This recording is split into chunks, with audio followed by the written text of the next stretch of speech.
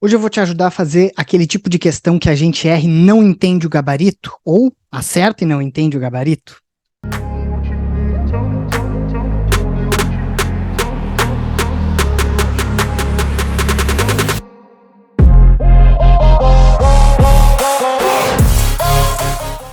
Olá, olá, seja muito bem-vinda, muito bem-vindo. Sou o professor Gabriel Torres, colega do professor Felipe Pereira, que eu estou no canal dele nesse momento. Fomos colegas na faculdade, na vida, e hoje nós somos colegas na nossa querida plataforma IHM, que tu encontra o link aqui embaixo, mas daqui a pouquinho eu falo mais sobre isso.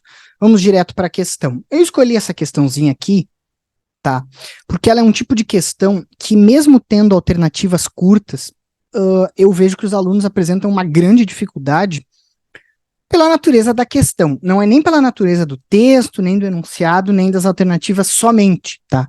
A combinação desses três elementos nos dá uma questão um tanto quanto complicada, tá?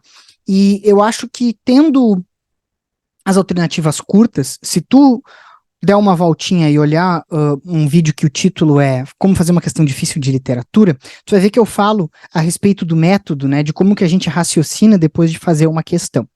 Então, parecido com aquele vídeo, eu vou fazer essa questão aqui contigo, e depois eu vou comentar um pouco ali na hora das alternativas sobre como é que a gente estuda com questões. Porque estudar para o Enem não é só fazer um monte de questão e ver se eu acertei ou errei. Acertei 30, acertei 32, agora eu acertei 29, agora eu subi para 35. Não, tu não vai conseguir melhorar se tu não souber onde é que tu tá errando, né?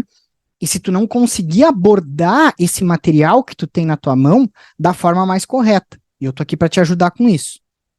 Vamos então para essa questão aqui, questão 111, uma questão da prova de 2016, primeira aplicação. Esse aqui é o caderno amarelo, tá? 2016. Uma baita prova, questões complicadas e questões bastante interessantes, assim, que ajudam a gente a compreender a formatação da prova e das questões do Enem. Bom, primeiro, procedimento padrão, ler o enunciado e depois o texto. Enunciado. No texto, evidencia-se que a construção do significado da palavra mandinga resulta de o quê? E nós temos aquelas alternativas curtas. Vamos para o texto. Mandinga. Perdão, um pouquinho maior só. Aí. Mandinga era a denominação que, no período das grandes navegações, os portugueses davam à costa ocidental da África. A palavra se tornou sinônimo de feitiçaria, porque os exploradores lusitanos consideravam bruxos os africanos que ali habitavam. É que eles davam indicações sobre a existência de ouro na região. Em idioma nativo, mandingue designava terra de feiticeiros. A palavra acabou virando sinônimo de feitiço, sortilégio. Fechou. Descrição rapidinha, a gente tem aqui a palavra e uma rápida descrição assim da etimologia ou de alguma coisa histórica da palavra, tá? E somos jogados para responder esse enunciado aqui, tá? O texto evidencia que a construção do significado da palavra mandinga resulta de um o quê, tá? Dá uma olhadinha nas alternativas, pausa o vídeo se tu precisar. Essa aí é aquela questão que a gente fica lendo e relendo, texto, enunciado e alternativa. Essa aqui é uma questão que mesmo não tendo um texto difícil de ler, não tendo um enunciado complicado, não tendo alternativas complicadas, a gente vai pular. Porque normalmente a gente fica um bom tempo nessa questão. Porque as alternativas curtas causam dúvida. Então, vou calar minha boca por um segundo, né? Tu pode fazer o calar a boca pausando o vídeo, para olhar as alternativas e decidir qual tu acha que é a correta. O gabarito desta questão, ou seja, a construção do significado da palavra mandinga resulta de quê? De um contexto sócio-histórico. Gabarito letra A. Beleza, a gente tem aqui período das grandes navegações.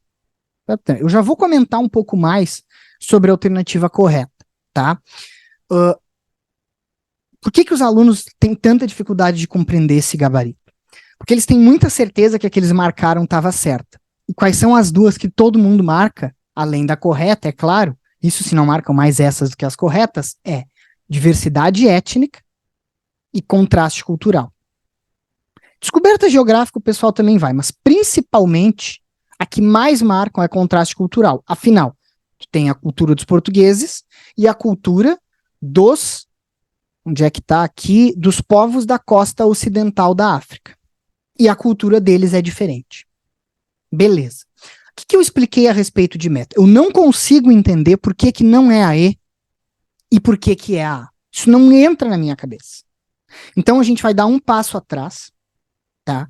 E vai sair do âmbito da nossa compreensão subjetiva e pessoal. A gente vai olhar para a materialidade, para os fatos, para aquele material que a gente tem à disposição, que é um texto, um enunciado, 4 alternativas que nós sabemos que estão erradas e uma alternativa que nós sabemos que está correta. Esquece o que tu pensou. Esquece a tua certeza. Olha não para a tua certeza, mas para o fato, para a materialidade. E a materialidade aponta que isso está certo e isso está errado. A gente não tem o que a gente faça, o raciocínio que a gente construa, que vá levar nesta questão a isso ser certo e isso ser errado. Não tem.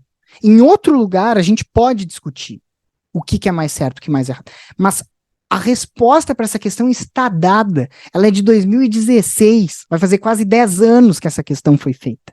Ela é do passado, ela é um fóssil. É tipo, sei lá, falar que Dom Pedro I morreu. Isso é um fato que está dado. A gente pode discutir em volta dele, pode compreender, mas não tem como mudar, não tem como fazer ele morrer em 2024, porque ele já morreu faz tempo, tá? Então, vamos olhar aqui com calma. O que a gente sabe? Isso aqui está certo. E isso aqui está errado. Eu vou usar a alternativa E como exemplo, e tu pode usar a justificativa, tu pode trocar a alternativa E por qualquer uma das outras erradas. Qual que é o título do vídeo? Como resolver uma questão que eu não entendo o gabarito, né? Primeira coisa para a gente entender é a gente aceitar que a informação que nos está dada está certa. Então, assim, a primeira coisa para a gente entender esse gabarito é acertar que isso aqui está certo. Que para a palavra mandinga surgir, é necessário um contexto histórico específico, ou melhor, foi necessário, foi resultado, o resultado já foi dado, um contexto específico de grandes navegações e de encontro de culturas diferentes. É o que eu falei o que estava ali na alternativa errada. Beleza? O que é mais necessário, o que se sobrepõe hierarquicamente para que a palavra mandinga surja? Diferenças culturais ou um contexto onde essas diferenças vão se encontrar? É o contexto. Raciocina, isso está errado e isso está certo. Então, o contexto, aí a gente pode também utilizar ao que a gente percebe. Não, mas peraí, existe um contraste cultural aqui.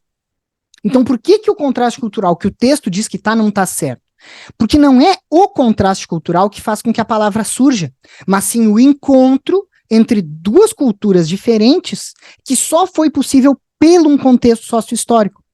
Porque os portugueses e os africanos sempre foram diferentes. Talvez no tempo da invasão árabe, invasão árabe é um horror, da ocupação árabe na Península Ibérica, eles fossem menos diferentes. Mas em 1300, quando já existia Portugal, eles já eram diferentes dos africanos. Só que não tinha grandes navegações e eles não tinham como ir lá, entrar em contato com uma palavra, e a gente está usando isso no português hoje. Na verdade, o Brasil não existiria se não fossem as grandes navegações. Então, africanos e portugueses são diferentes independente do contexto. Agora, para a palavra surgir, precisa de um contexto para que aquele contraste cultural resulte no surgimento e na construção do significado de uma palavra. A gente vai usar o gabarito para poder atacar a alternativa errada, para poder atacar o nosso raciocínio, lidando com fatos, lidando com a materialidade. Perfeito. Com as outras, faz o mesmo movimento.